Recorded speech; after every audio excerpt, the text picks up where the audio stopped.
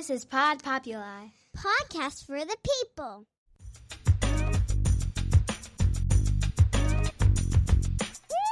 The Great Love Debate. It's the Great Love Debate. The Great Love Debate. It's the Great Love Debate. Hi again, everyone. It's Brian Howie. Welcome to The Great Love Debate, the world's #1 dating and relationship podcast. Since 2015, I am here in the very fine studios of Pod Populi, Podcast for the People. I'm at the one in Cleveland. I'm at Pod Populi, Cleveland. I'm not sure I've ever recorded one here, but it's very, very nice. It's not necessarily that nice in Cleveland at the time of year I am recording this, but Cleveland has a bad publicist. Cleveland let the joke about Cleveland get out there the way New Jersey did. Like, there's a lot of New Jersey jokes, there's a lot of Cleveland jokes, but both New Jersey and Cleveland are awesome. They just need a better publicist, so maybe I'll be that publicist for Jersey and Cleveland. So as I record this, we are pretty much wrapping our 9th season of our live tour. Wasn't the most active of our 9 seasons, but we did wrap it up. And it's the 8th year of this podcast. And somebody asked me, how much longer are you going to do the Great Love Debate? And I said, forever. I mean, might I stop doing the live shows? Probably. They've gotten to be a bit labor intensive, and it's a lot of travel, and my price tag, I think, has become prohibitive for a lot of venues in a lot of cities. So sorry, Cincinnati. Probably not making it.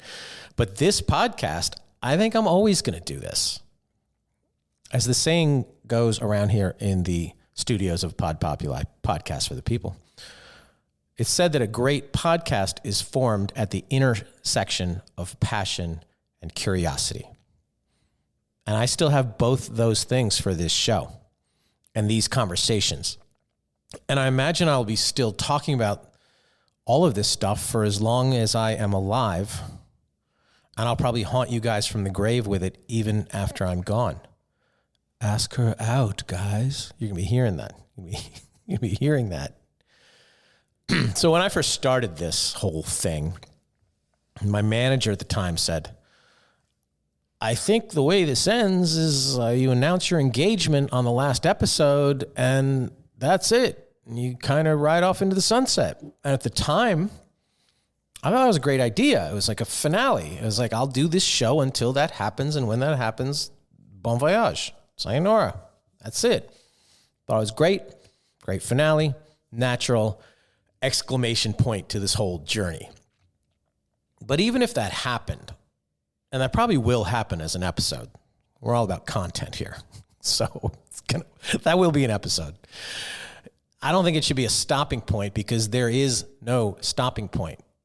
The conversation continues. The curiosity continues. The relationship continues, as do I, as do you. And we ask and think and grow and share and hopefully evolve. And I think that's the most important thing of all. Evolve. And I think, not to give myself any credit, but I think I have evolved. And whether you think I have is sort of irrelevant. You may think I'm every bit of the jackass I always was, and that's fine. Maybe I am. But as long as I think and I feel that somehow I have some growth, or some new part of me is clicked in a different way, or I've made some progress, or there's evolution, I think that matters. I feel different. I feel more. I feel more often. I think I feel things I didn't know and didn't think and didn't believe. I feel things for others. I feel better things. And I think I just feel better. I do. And a lot of it's from doing this show and having these conversations and hearing from so many people in so many places all over the world. But mostly why I think and feel and have shifted a lot of it is mostly the work of a couple of women. One who was and is a therapist, and the other one who's just a really amazing person who got me to see things differently. But I mentioned the therapist. And when years ago, I heard my parents found out that I was going to therapy because I'd mentioned it to one of my sisters. And they told my sister, Brian is doing some weird California thing. That's how they regarded it. That's how they regarded self-help, asking questions, going deeper, a weird California thing. And maybe, this wasn't that long ago, but maybe 20 or 30 years ago it was. Maybe therapy was a weird California thing, especially for a man. But 20 or 30 years ago, Botox was a weird California thing, and still is for a man. Don't do it, guys. But for the rest of you, Botox and therapy is normal and needed. I think that's what it is. Figuring out what is wrong and being able to see what is right about you and your world and the people around you. That's really, really important. We always live in this kind of darkness, and especially in the last couple of years, we've been in this darkness. I think you have to figure out what is right about you. That's just as important, if not more so. And it's not easy, and it's a process, and it's a process that is ongoing, kind of like this show. And so going through all this, I learned some things about me, and I learned some things about all of us. I learned some things from therapy, but I've learned a ton more from doing this show and having conversations from people who are sitting at this table and in this studio and hearing from people all over the place. Live shows, emails, you guys reaching out. It's a process.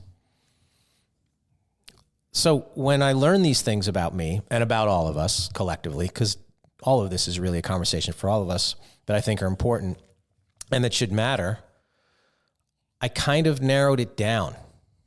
I kind of narrowed it down to the 5 things we all need to hear.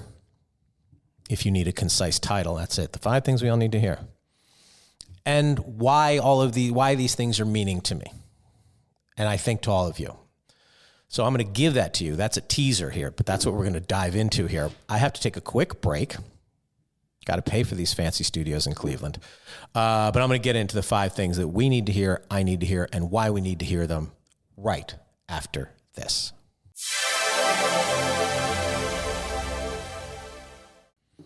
And we are back.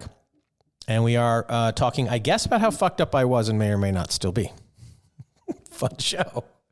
So when I started going to the therapist, the good therapist, and she was good because she created an environment where I could be comfortable and open and honest. And I had gone to some others, and these other therapists, I felt like I would either need to win the sessions or I would on some level need to charm them or I would need to try to outsmart them. And I kind of wanted them to absolve me of everything. I wanted them to be like, what are you doing here? So I'd be like, hey, I think maybe there's something wrong with me. And she would be like, well, maybe there is. That'll be for $300, please.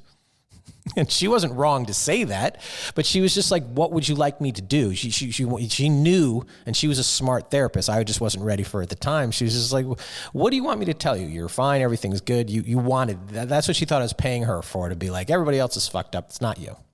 But I wasn't ready to hear that. I wanted more out of her and out of doing this, but I wasn't giving more. And you have to give to receive in pretty much in anything in life, but especially in any kind of counseling. So anyway, fast forward, the good one that I found, she was and absolutely is a therapist, but she is also a shaman, I think, and she's a healer, and she's just the right amount of absolute kook that I needed to completely dive into her way of thinking. And it's a wacky way of thinking, but to sort of dive into the muck of my own way of thinking, I need to go to a new way of thinking. Does that make sense? You can rewind and listen to that if you want. So she likes to ask questions and she likes to make lists, and that's her style, and oh well. So she asked me, what do you need to hear? What do you need to feel? And what do you need to receive? So the through line there is need, but I think that was at our core. What was the hole in me that needed to be filled? So it was, what do you need to hear? What do you need to feel? And what do you need to receive? And I wasn't sure what that meant. or what goes where and what leads to what. But at the time, and this goes back about as long as this show, but I started to write them down. So she gives me this little pink pad of paper and I start to write down first things that came on top of my head. And I wrote down 5 things. I wrote down good morning. I wrote down good night. I wrote down I love you. I wrote down thank you. And I wrote down I'm sorry. I did not write down tater tots, but I did need them. But I wrote down those 5 things. And those would be like, I don't know why, but I remember that I wrote them down. So didn't want to overthink the moment. I just wanted to get to I wanted to know why she asked me to do that. So I kind of quickly got through the list, but I wasn't too far off. So I'll get into the why I said each of those in a moment. But at the time she looked at the list and said, which do you need to hear the most and why? And at the time, this is back in like 2014, 2015, I said that number 1 on the list was probably thank you. I really think I needed to hear thank you. And she's like, for what? And so she began to explore that. Why did I need thank you as much as the what for? She's like, why did you need that? Why did I need gratitude? What was it about those 2 words that made me feel appreciated?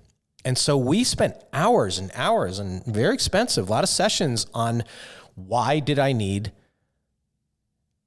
thank you? And what was this longing for appreciation? Gratitude, which is kind of weird to think about and look back on. Like, of all the things a person needed to hear and feel, why would thank you be number 1 for me? And at the time, couldn't I have just gotten a job as a barista and handed out a lot of lattes, or as a bellman and hold doors and grab suitcases and be on the receiving end of not just tips, but 100 thank yous a day and feel good about it? She looked into that. She dove into that. She started to peel back the onion. It wasn't really about that. It wasn't about the people saying it. And so we broke it down further. Thank you implies that the recipient did something good. Thank you to me told me I did something good. I made somebody feel better. I contributed something positive in some way. And so we went a little deeper than that. But why? She's like, but why? Why did I care about that? And to make a long story longer, essentially, she believes, and I agree with her, that it was rooted in guilt. That I felt like I wasn't always nice. Still not always nice. I wasn't always gracious. I certainly wasn't always the best guy or boyfriend or somebody to go out with or go home with or whatever. I think I was kind of an asshole because, let's face it, kind of an asshole goes a long, long way in the dating world or any world. The business world goes far. Goes farther than you think. Goes farther than we all want to admit. Unfortunately, it's true. But you still don't feel great about it. It's like a dirty pleasure. It's a bad habit. It's a heartless fix. So for me, it wasn't deep, but it was candy. I needed it 2014, 2015. And I still absolutely like it. I think it's good manners, but it's a bit more about a bond or a connection than about putting a Band-Aid over my behavior. That's how that has evolved. That is how those 2 words have evolved to me. So when I'm around kids should absolutely be taught to say it and receive it. It matters. I like it. I need it. I feel good about it. It's the very least we can do as a society. So I had a few podcasts ago, I talked about how we hold the door sometimes for women now, and they get mad because it's like a gesture of, you think I'm weak, why are you holding the door? Just fucking say thank you, okay? Or say nothing. People are holding the door to be nice, to help out, to share in this world. It's tough for everybody. Hold the door, be gracious, say it, feel it. But as we moved along in therapy and years went by, it wasn't number 1 for me. It's not number 1 for me now. And a couple years later, it wasn't number 1 again. It's changed. So let me quickly sidebar and get 2 of the other less dramatic ones out of the way here, and I'll explain those. Because you're like, you really need good morning and good night? And I barely say goodbye on the phone. I'm certainly not the one to say those things. So why were those 2 of the top 5? And are those still 2 of the top 5? Well, yeah, sort of. I mean, I don't need it from strangers. And I don't need to be walking by you in the street and say or hear a good morning. It actually kind of makes me uncomfortable. If somebody's like, good morning. Like, I don't want it from strangers. It's not about that. But I think the reason those 2 made the list then and still make the list now is because it is rooted in my desire, need, craving, whatever the words you want to say are, for my girlfriend, fiance, partner, wife, my main person in my life to be on their mind when they wake up and on my mind before they go to bed or we go to bed. And you might be like, isn't that kind of incredibly self-centered? For sure. Is it a bit needy? Absolutely. Is it reasonable to ask from someone, I don't know, who's incredibly busy or preoccupied with whatever they've got going on in their world? I don't care. This is my therapy. These are my answers. That's what I cracked open and came up with. I want to feel that bond. I want to feel like we're in this together. This day that we're about to embark on, this night, me, you, us, I want to greet you and say goodnight to you. First thought, last thought, or close to it. You want to go brush your teeth after? Fine. You want to go to the gym first and then say it? Fine. Because that's what I want to say. That's what I want to wake up and think. That's what I want to give. That's what I want to feel. And to me, it really is the absolute bare minimum of neediness. I'm not asking for French toast when you wake up. And I'm not asking for a back rub on the back end. Good morning. Good night. It's bookends to a day. It's we put a bow on this thing that we are sharing together. It's symmetry. Me, you. Does it make sense? Hopefully. Maybe, maybe not. Therapy doesn't always have to make sense. The answers don't have to make sense. It's the journey that matters. That's where I am on the journey. So now you've got 3 of them down. So of course you're saying, well, of course I love you was on the list. And about 3 years into therapy, so we're looking at, 2015-ish, 16-ish, something like that. She asked me for this list again. She took out the old list and she said, make the list. And the same 5 things came out. We started to examine it. But the same 5 things were not in that order. It's like a Taylor Swift remix. This time, I love you was at number 1. And so why did I need that in, say, 2017?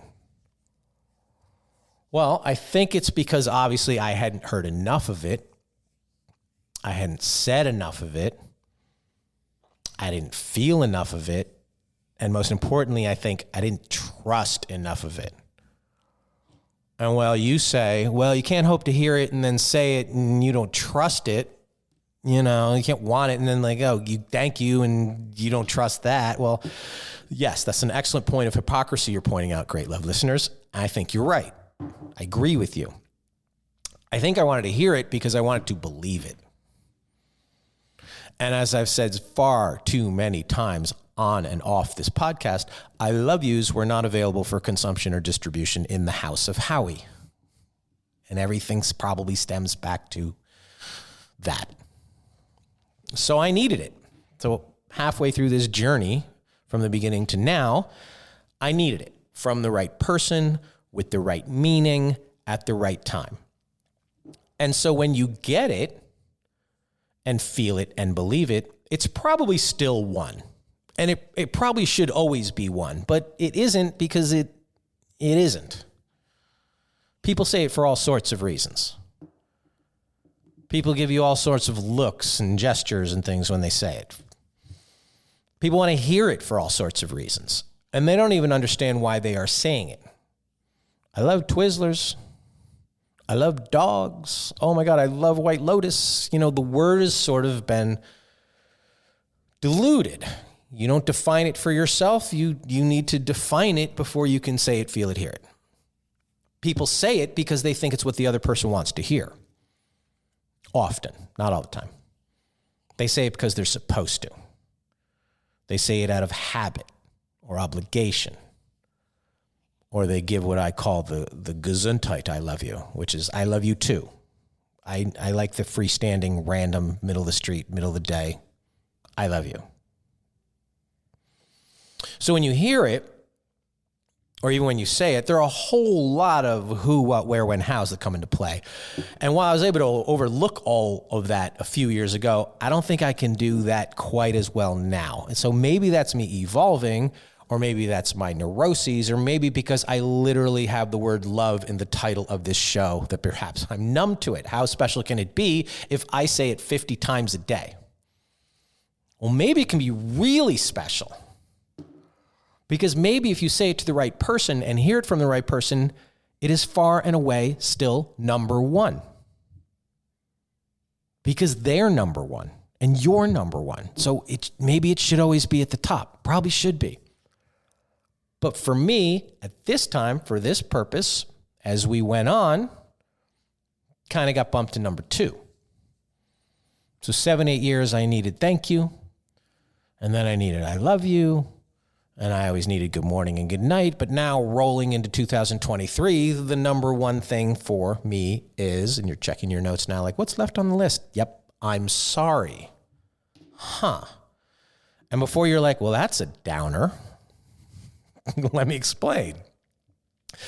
I'm sorry is the one that I think has the highest level of sincerity. And I think has the most upside. It's definitely the hardest to say. It's definitely the deepest to feel. I think it's the best to receive. It does the most to sort of move your core. And I'm not saying it's magical and it wipes the whole slate clean. This isn't Catholic confession. And it does not absolve all wrongs and sins. It's not just to get a jail free card. But I'm saying that it can do the most. It can put a relationship back on track. It can start the most honest form of communication. It can be the gateway to hearing and understanding and sharing. Doesn't forgive everything. But I think it avoids things spiraling to a point of no return. It's an acknowledgement, not of fault, not even of facts, but of caring. You have to care to say, I'm sorry.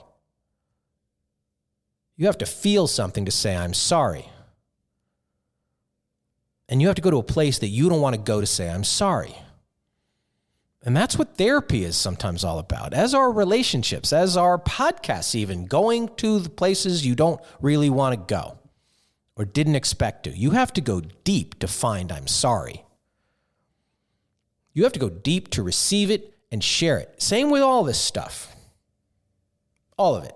So I appreciate you, great love listeners. I thank you. If you're listening to this at the beginning of your day, good morning. If you're listening to this with your head on the pillow, good night. I love you. If this was all too much for you and it didn't make you laugh and this isn't what you tuned in for, I'm sorry. But I think it made you think. And if we can do that and make you do it with passion and curiosity, well, welcome to the Great Love Debate. Onward.